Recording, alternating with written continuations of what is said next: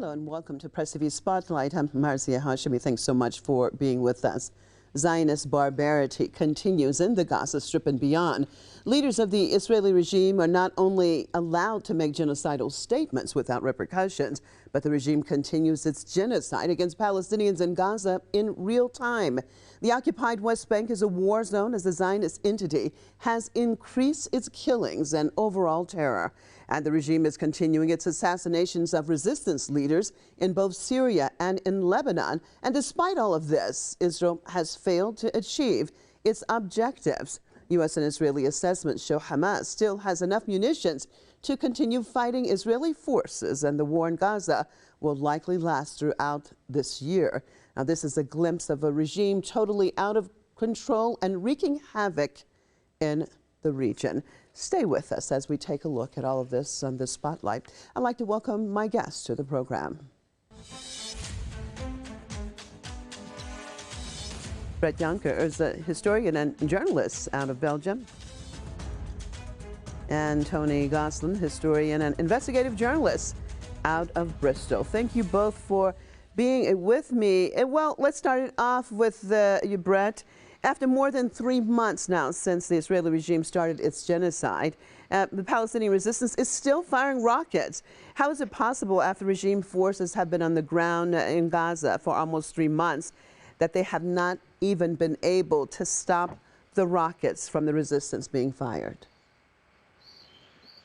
Well, this is quite simply because of the fact that the Zionist entity is completely incapable of actually confronting the Palestinian resistance in any meaningful way. They have resorted to doing the only thing that they have always been doing, which is the shock and awe tactics and strategies that we've also seen in every war that the United States has been waging for the past half century.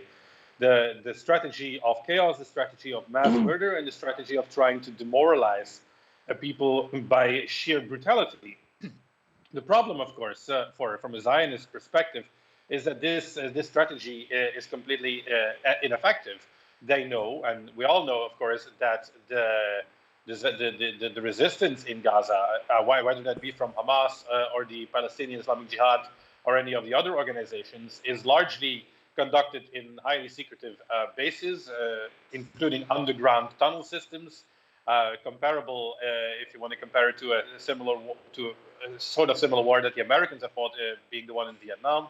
So you can't simply bomb a resistance like that out of existence. So the Zionists know that the only way they can actually fight this war and win this war is if they were to send in mass ground invasion troops. And they won't be able to do this because they know they cannot win a conflict like that man to man, because this would cost an excessive amount of manpower, and the casualties for the Zionist entity would be completely unbearable. If only for the fact that they will be fighting, of course, a war of aggression, a war of expansion, in which every life that is fallen, every life that is lost, is a life lost meaninglessly and needlessly, whereas the Palestinians fight for their very survival and on their own nation. And they know, from a Palestinian perspective, from a Gazan perspective, Gaza is the last piece of land that they still have after everything they've lost in 1948 and 1967. Mm-hmm. And every life lost on the Gazan and the Palestinian side is a life lost for the preservation of their people. And that is why, despite all the sheer brutality and the terror that Israel has released on the Palestinians, Hamas is still fighting back, the PIJ is still fighting back, the PFLP is still fighting back, the entirety of the Palestinian resistance continues. Well, Tony, why do you think the regime wants to up the ante with the axis of resistance when already it cannot really handle the Palestinian resistance in Gaza? Well, it's trying to spread a wider war with neighbouring countries precisely because it's losing the war with Hamas. This is basically a total failed policy in order to destroy Hamas, which is what Netanyahu keeps repeating. Let me also say that it's a failed policy to bring back the hostages, because what's happening is, one by one, those hostages are being killed by Israeli bombs. So what we've learned today, Marcia, is this amazing fact that only around about 20% of those Hamas fighters so far, after 3 months or more, have actually been killed. And what that doesn't tell you is in a way more interesting, because there has been a massive recruitment campaign to get more fighters. And because of the genocide, many more young men have been joining Hamas. I mean, obviously, it's not just Hamas. There are other organizations too. But the actual strategic aim of Netanyahu, and I think many of us said this right from the start, it's now obvious as a total failure. That's why he's trying to widen this war to neighboring countries by carrying out acts of war in countries like Syria, in Lebanon, etc. And these are these are really symptoms of a totally failed policy. So many more people joining Hamas. What he's doing is he's acting as a recruiting sergeant for a potential wider war, and it seems to me that that may be a deliberate attempt to get this war bigger and bigger as possible, in order to drag in other countries, because I think that there's such a total political failure in Israel. Let's not forget that Netanyahu has been criticised today directly by the British Defence Secretary Grant Shapps, saying that there can't be just a one-state solution. There needs to be a two-state solution. Obviously, the Palestinians do, under international law, deserve their own state. They obviously let me need just their jump own in here, state. Tony. We are seeing actually more statements, correct, from various Western leaders. At the end of the day, is it going to make a difference? Is it just basically trying to appease perhaps some of their own populists at this point in time, because we have seen more and more people participating in demonstrations and also calling for a ceasefire? Do you really think it makes a difference? It makes a massive difference. And look, let me tell you, it's not, I mean, you know, Netanyahu's whole policy is a total failure. The guy should be in prison anyway, as we know for the last couple of years with these fraud trials. And even his own people are turning against him. In Haifa, we've seen the first Palestinian Zionist joint demonstrations. I mean, I'm not criticizing Zionism now anymore, because around about a quarter of the Zionists in Israel are totally against this war and against Netanyahu. So I think, you know, we've got to be realistic about looking at this as a sort of medieval king trying to survive and failing, all of his policies failing. Let me tell you, there's a group in Britain here called Palestine Action, and they have been shutting down factories around the country. In fact, in Leicester, in this country, a few weeks ago, at a demonstration, there's so much sympathy for the Palestinians that the people of Leicester actually came out and they shut this Israeli arms factory here in Britain down. Right. Now, much of this is being ignored in the Western media, but Palestine Action is taking peaceful, non-violent, direct action against Israel's factories here and being incredibly successful. So don't just look at the big demonstrations. There's these little quiet actions taking place, and many of these people are being acquitted when it comes to the British courts too. Sure. Sure. Well, Brett, what about that? I mean, of course, Tony said also there's some Zionists also joining in. I would think there are more Jews perhaps joining in than the Zionists themselves who believe in that settler entity. But do you think that Zionist leaders themselves really believe that by assassinating leaders of the resistance that it can actually stop the resistance? Or what do you see? How do you assess what they're doing right now? Well, I think from the perspective of Netanyahu, it is the fact that his power base is slipping away, and his political future, and even potentially his future as a free man within the Zionist entity of Israel, has been in doubt for quite a few years already. After all, after he was removed from power or stepped down from power a couple of years ago, after the elections that he actually lost, that there was already quite a lot of talk indeed about these trials and these fraud and corruption cases. That now that he is back in power, of course, have been his situation is slightly more secure, but he knows for a fact that he can't, cling on to this power forever. So what to do in such a case, especially in a place like the Zionist entity, is looking for an enemy abroad. And of course, with the Zionists, there always are enemies abroad because they are squatting by definition on occupied land. And so this escalation that he is trying to achieve by involving a wider conflict against Lebanon, wider conflict against Syria, it plays into the cards of Netanyahu in a way to preserve his own position and the position of his cronies. But I have a serious doubt if they themselves believe in the possibility of a short-term solution, because as indeed has been said and has been shown, so many times. For every Palestinian who dies, 10 more rise up to carry on the flag. For every Iranian military advisor who gets killed in Iraq or in Syria, and of course often the many dozens of civilians who also die as quote-unquote collateral damage, this only further increases the resolve of the Iraqi people and the Syrian people in further driving out the Zionist entity and their American backers from the region. So what their plan is, I don't think their plan is to, let's say, to demoralize or to get the resistance to surrender. We know what the plan is in regards to Gaza because they're openly saying it. The plan for Gaza is Nakba 2.0. The plan is the total ethnic cleansing of the Gazan population, the driving them out to Europe or to other places, starting with driving them out to Sinai, either driving them out or killing them, and completely colonizing this land as part of the Greater Israel project. Whether this is feasible or not, in my opinion, is absolutely ridiculous for them to even have any hope of a chance to achieving the Zionist victory. But, you know, Zionists are not necessarily the most logical or rational people. So they might actually believe that they might pull this off in the end.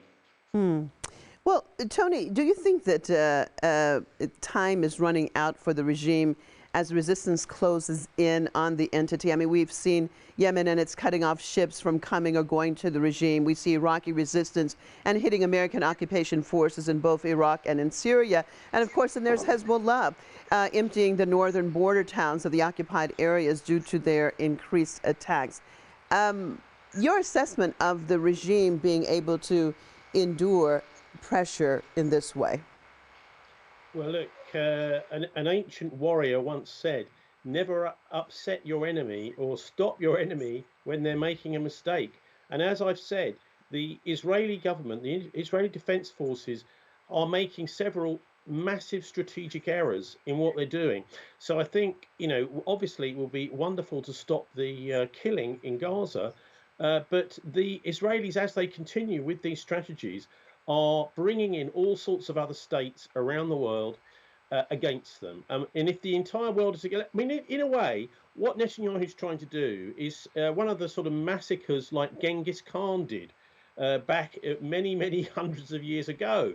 But the trouble is, for him, we've now got 24-hour rolling news channels around the world, and we've got this thing called social media, where if we want to, we can look at some of the atrocities directly that have been going on when the internet is not being cut off in Gaza itself. And so, you know, whereas Genghis Khan could get away with this kind of thing, I'm afraid Netanyahu can't, because everyone is watching what he's doing. They know what he's doing. They know it's genocide, and they know that this is going to basically that Israel is going to become a pariah state as a result. And various of the methods that the Israelis have tried to use in order to bring themselves into as a credible force in the world are over. This is finished. And one of the other things that frustrates me, Marcia, is the way that he uses these kind of biblical analogies, like talking about from the book of Samuel about the Amalekites. You know, we must destroy the Amalekites. Well, sorry, but the Amalekites actually were very close to the Canaanites who did practice child sacrifice. What he's doing himself is mass child sacrifice. There's thousands of children that he's been killing in Gaza, innocent children he's been killing. So really, he's accusing them of what he is doing. And if you actually go back to the Torah, you know, his own book, it talks about in Leviticus 25:25, it talks about the land. And it says that the land must not be sold permanently. That's what they're not to you, Netanyahu, for the land is mine, says Yahweh. That's God. The land is mine and you are my tenants. So God is saying to people like Netanyahu that it's not your land, it's my land. And this is basically why he's going down this route of a land grab. He thinks the land is his. He hasn't read his own Bible. Yeah, well, I mean, of course, that's why so many of the Jews who really follow the Torah actually are against the Zionists to begin with, because they say they're not supposed to actually have their own country based on the Torah text. Well, Brett, the regime has now killed several of Iran's Islamic Republic Guard Corps members. Does it really want a direct confrontation with Iran? Well, I think there might be a certain thought going around in the heads of Netanyahu and his military and political elite that a wider conflict could be the one thing that they need in order to save themselves. So the idea of assassinating Iranian Revolutionary Guards commanders and military advisors abroad, and thereby, of course, violating directly the national sovereignty, again, of countries like Syria, Lebanon, and Iraq. I think they are hoping, in a way, that Iran would do what is normally the logical response in such a case, and that is attacking the country, or in this case, the entity that has been attacking you. Of course, if Iran were then to immediately directly attack the Zionist entity within its own borders with their own weapons directly, that could, of course, then be used to pull in the United States as a sort of quote-unquote defense. Of course, it doesn't make sense because the Zionists have started the war, but we know from a fact that the Zionists and the Americans will try to twist this in a way that this would trigger some sort of defensive alliance or something, and would therefore involve the United States and probably the United Kingdom and other European powers in a direct war, open war against the Islamic Republic of Iran, which then again would probably trigger other very interesting consequences in regards to the Shanghai Cooperation Organization and the like, which could potentially involve countries like China and Russia. But of course, that's all speculation at this point. Now, what we have seen, of course, very much to the chagrin sometimes of people who are sympathetic to the Islamic resistance, who keep on asking, why isn't Iran doing anything, quote unquote. And I think the reason why Iran is not directly yet at this moment targeting the Zionist entity is exactly in order to try to avoid being pulled in such a Third World War scenario. But what Iran has been doing very efficiently is targeting and destroying the outreach of, like, let's say, the tentacles of the Zionist octopus abroad. They have destroyed an extremely important Mossad base in Erbil, in Iraq, of course. They have destroyed the Zionist-influenced terrorist organizations such as they existed in Pakistan. We know that there have been very efficient destructions going on of these Zionist-backed terrorist groups in Idlib, in Syria as well. So basically, they're cutting off the Zionist entity from their outreach with their agents abroad beyond their borders. And if you cut down the Zionist entity only exclusively to its borders, this is a pretty small piece of land that they're occupying with only about 6 million Zionist settlers, 6-7 million Zionist settlers who actually live there. So in that way, what I think Iran is doing is cutting down the outreach of the Zionist entity to make sure that Palestine can deal directly with the Zionist entity itself without the Zionist entity being able to boost up its power abroad. Because at the end of the day, of course, the liberation of Palestine will have to be done by the Palestinian people itself. We know it's not going to come, as we have seen in the past, from any pan-Arab coalitions. And it's not going to come, of course, from a Syrian or an Iraqi or an Iranian, force that comes marching in from abroad. Of course, this support from Iran is extremely important, but in the end, the liberation of Palestine will happen by the Palestinians themselves.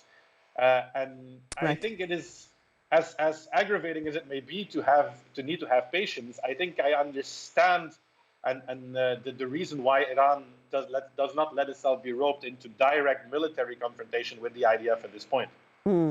What about the other side of things, Tony?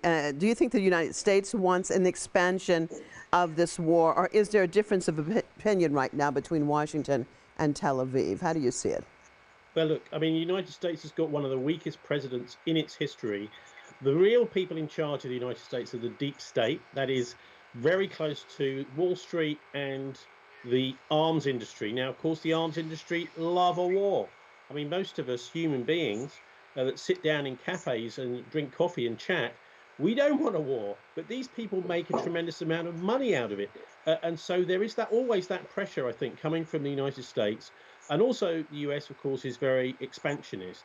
But I think we need to look at what is the solution here. What is actually going to most help the Palestinians right now?